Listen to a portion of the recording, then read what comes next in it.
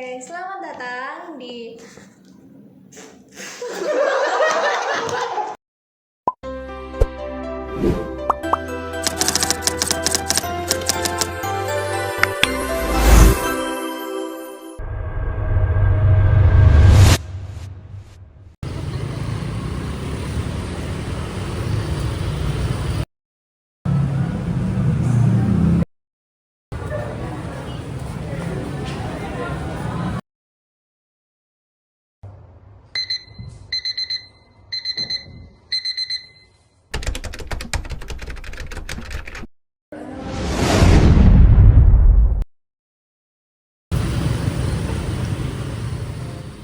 pendekatan sosiologis dalam studi Islam.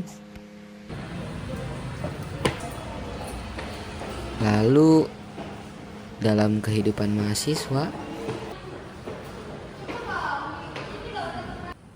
memangnya apa itu?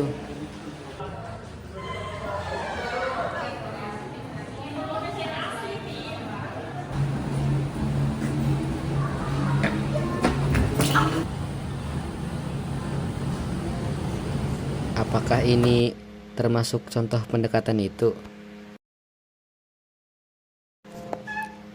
Mungkin ini salah satunya.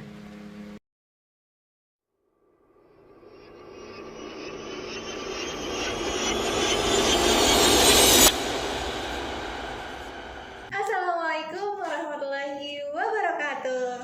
Waalaikumsalam warahmatullahi wabarakatuh. Halo semuanya. Selamat datang di Perbincangan Sosial Religi, tempat kita berbincang santai tentang bagaimana Islam dan kehidupan sosial saling terhubung. Sebelumnya kita perkenalan dulu kali ya. Perkenalkan, nama aku Siti Kadapiatun Saumi. Selanjutnya Aku Cevik Balal Abbas. Aku Rifki Muhammad Naufal Adha. Aku Farid Ismail. Dan aku Jeniceta Damayanti. Jadi hari ini kita akan bahas topik yang sangat menarik, yaitu tentang pendekatan sosiologis dalam studi Islam. Nah, biasanya kan kita akan belajar tentang ajaran Islam itu dari fikih ataupun dari tafsir. Namun kali ini kita akan belajar ajaran Islam dari sisi sosialnya, di mana kehidupan sosial itu tumbuh dan berkembang di kehidupan masyarakat. Contohnya seperti saat ini kita bersama. Nah, misalnya nih di kampus. Nah, di kampus ini ada yang rajin ikut kajian, ada yang aktif dalam organisasi, dan ada juga yang suka bantu teman diam-diam. Nah, hal itu bisa dijawab dan dijelaskan dalam pendekatan sosiologis dalam studi Islam. Pendekatan ini mengajak kita untuk memahami Islam lewat kehidupan sosial, bukan dari teks maupun hal lain, tetapi juga bisa kita lihat dari perilaku masyarakat. Islam tidak hanya hadir di ruang kajian atau buku pelajaran. Ia hidup dalam keseharian, di langkah mahasiswa yang berangkat kuliah, di sapaan hangat di lorong kampus, di lantunan doa sebelum ujian, bahkan di setiap diskusi kecil yang berangkat dari rasa ingin tahu.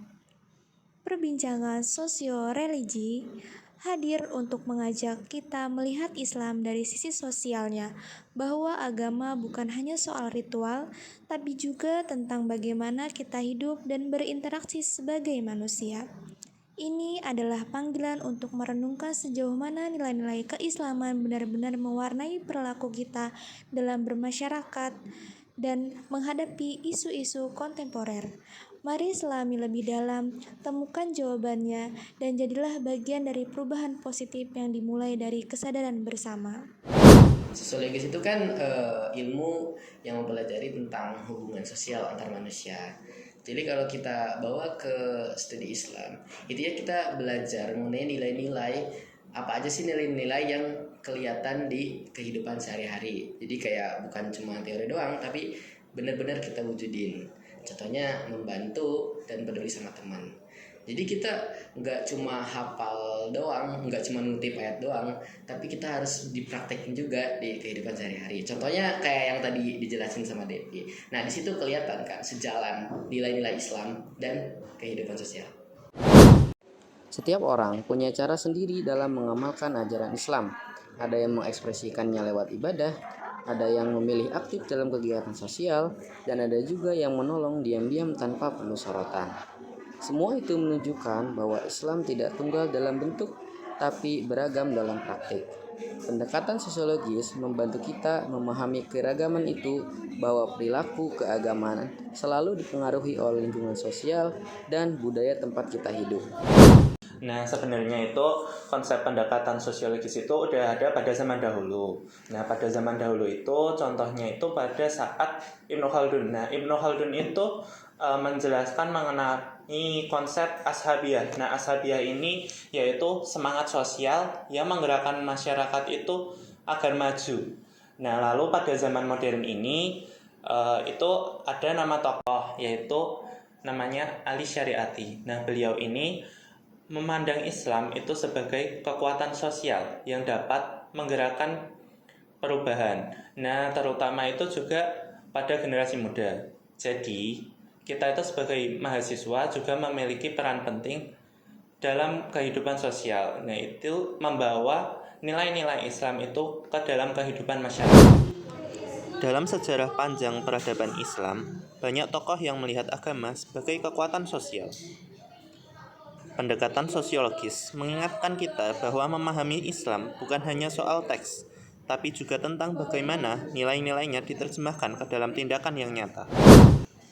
Pendekatan sosiologis itu sebenarnya deket banget loh sama kehidupan kita sehari-hari. Contohnya seperti zakat, sedekah, itu semua tuh bukan cuma soal ibadah, tapi sistem sosial untuk pemerataan ekonomi. Contoh lain seperti buka puasa bersama di kampus, kegiatan sosial untuk korban bencana alam, kemudian hal yang paling sederhana pun seperti saling bantu dalam tugas kuliah, itu semua tuh mencerminkan sosial Islam.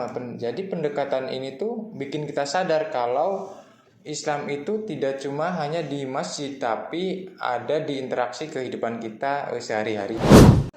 Infak dan sedekah bukan hanya ibadah individu, tapi sistem sosial yang mengatur keadilan ekonomi.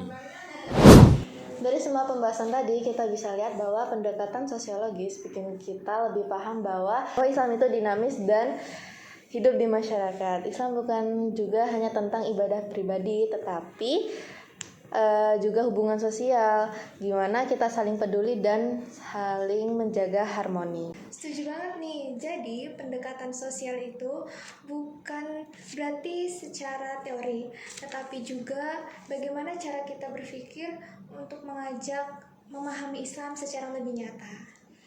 Oke, terima kasih sudah nonton perbincangan sosial religi. Jangan lupa share agar mahasiswa lebih sadar dan memahami Islam itu juga berarti memahami masyarakat. Wassalamualaikum warahmatullahi wabarakatuh. See you next time. One is the loneliest number that you'll